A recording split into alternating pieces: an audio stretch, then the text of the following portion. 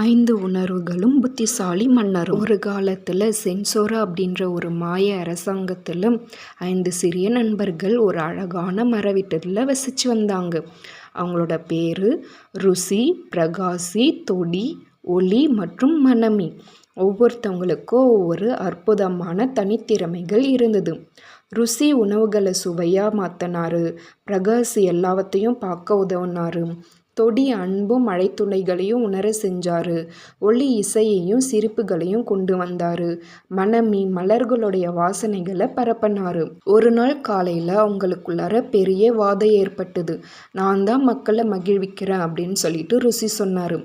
இல்லை நான் இல்லாமல் ஒளியும் வண்ணங்களும் தெரியுமா அப்படின்னு சொல்லிட்டு பிரகாசி சொன்னாங்க. நான் இல்லைன்னா உங்களால் ஒரு அன்பான உணர்வுகளை புரிந்து கொள்ள முடியாது அப்படின்னு சொல்லிட்டு தொடி சொல்கிறாங்க. உடனே ஒளி என்ன சொல்கிறாங்கன்னா, நான் தான் இசையை கேட்க வைக்கிறேன்.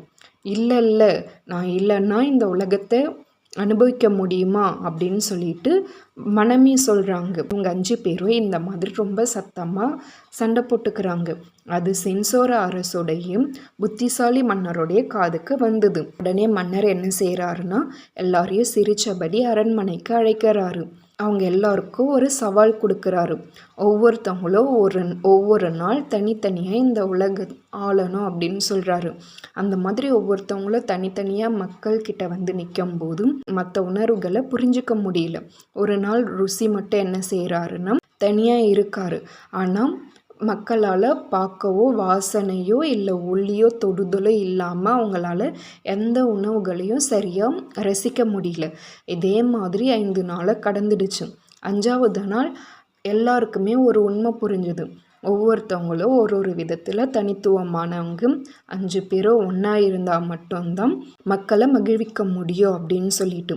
அதனால் அவங்க 5 பேரும் தங்களுடைய தவறை உணர்ந்து மன்னர்கிட்ட திரும்ப போயிட்டு என்ன சொல்கிறாங்க அப்படின்னா, நாங்கள் எல்லாரும் ஒன்றா இணைஞ்சு செயல்படுறோம். இந்த உலகத்தை உணர்ச்சிகளால் ரொம்ப அழகு மிகுந்ததாக மாற்றுறோம் அப்படின்னு சொல்கிறாங்க. மன்னரும் இதை அக்செப்ட் பண்ணிவிட்டு என்ன செய்கிறாரு அப்படின்னு சொல்லி பார்த்திங்கன்னா, அவங்களுக்கு அன்பாக புரிய வைக்கிறாரு. அந்த நாளில் இருந்து இந்த 5 நண்பர்களும் ஒருவருக்கொருவர் ஆதரவாக சென்சோரா உலகத்தை ரொம்ப மகிழ்ச்சியான அரசாக மாற்றி அமைக்கிறாங்க. ஒவ்வொரு உணர்வும் ஒரு வரப்பிரசாதம்.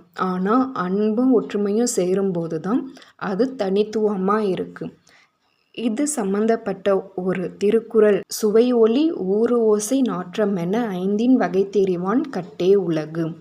இந்த 5 உணர்வுகளையும் யார் வகைப்படுத்தி ஆராய்ந்தும் சிறப்பான தனித்துவமான மனிதர்களாக இருக்காங்களோ அவங்களுடைய அறிவில் தான் இந்த உலகமே இருக்குது அப்படின்னு சொல்லிட்டு திருவள்ளுவர் சொல்கிறாரு. அப்படின்னு பார்த்தோம்னா இந்த கதையில் சென்சோரா மன்னர் தான் என்ன செய்கிறாரு, இந்த 5 உணர்வுகளையும் அழகாக புரிஞ்சுக்கிறாரு. ஓகே ஃப்ரெண்ட்ஸ், தேங்க்யூ ஃபார் வாட்சிங் திஸ் வீடியோ. பிடிச்சிருந்தால் லைக் பண்ணுங்கள், சப்ஸ்கிரைப் பண்ணுங்கள், மற்றவங்களுக்கும் ஷேர் பண்ணுங்கள்.